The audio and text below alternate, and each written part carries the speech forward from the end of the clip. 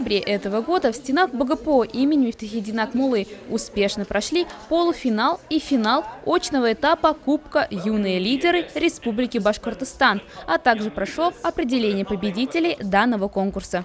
Мероприятие проводится уже третий год при поддержке правительства Республики Башкортостан в лице Министерства образования Республики. В этом году участие приняли 60 школьников из 14 средних общеобразовательных организаций Республики Башкортостан.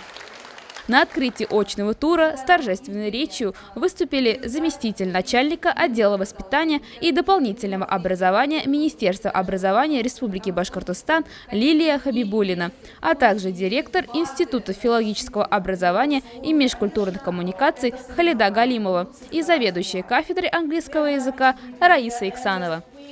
Первый конкурсный день прошли выступления участников команд с презентацией на английском языке. Школьники представили туристические и культурные особенности различных стран. Welcome to Scotland! Мы участвуем в первый раз в подобном мероприятии, то есть настолько масштабного ранга. То есть очень нервничаем сильно. Просто мы, когда вытянули жребий, у нас попался первый номер, и было крайне неожиданно, но кое-как справились. Думаю, мы хорошо выступили. Как проходила подготовка? На самом деле, когда мы узнали, что мы будем презентовать Шотландию, у нас был один день всего лишь, и мы решили, что на нас будут юбки, но на самом деле это очень даже неплохо, да.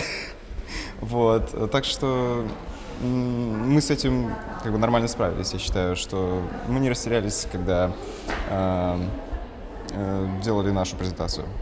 Следующим этапом соревнования стал конкурс команды образования «Мы – команда».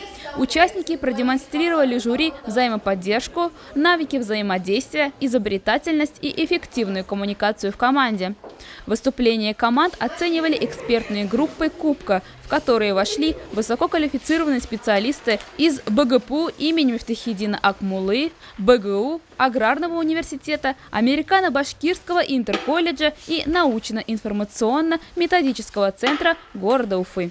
Далее прошли парные дебаты. Путем жеребьевки команды получили карточки с темой. Каждой команде предстояло отстоять позицию «за» и «против».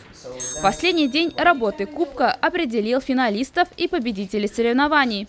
В ходе итогового испытания ребятам предстояло провести дебаты на тему «Волонтерское движение подростков. Проблемы и пути решения».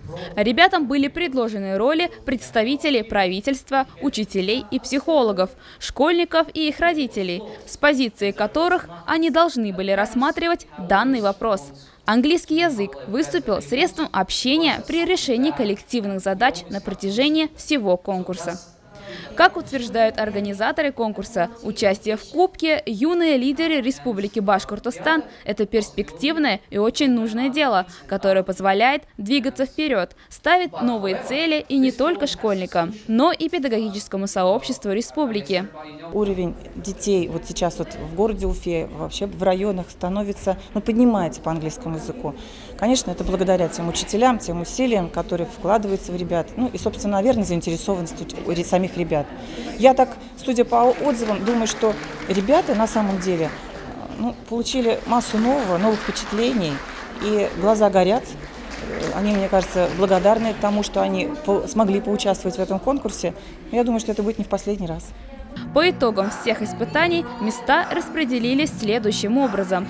Третье место заняли учащиеся школы номер 2 имени Мирзагитова, село Кандры. Второе место досталось учащимся Ордена Дружбы Народов гимназии номер 3 имени Горького. И первое место заняла команда гимназии номер 16.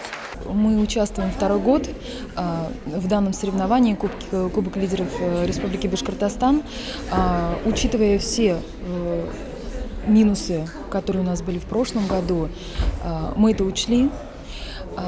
Переформировав команду, мы в этом году выступили. Но я бы хотела сказать, что это работа не одного дня, это не работа не одного месяца. Это работа полноценная и ведется с детьми с 6 класса. Наверное, в соревнованиях самое сложное было это как-то адаптироваться к ним, участвовать. Очень сильно было волнение такое, которое много что не позволяло делать. Банально из головы могло вылететь какое-то слово, а предложение, например, нужно как-то закончить. сложно далось, но вот.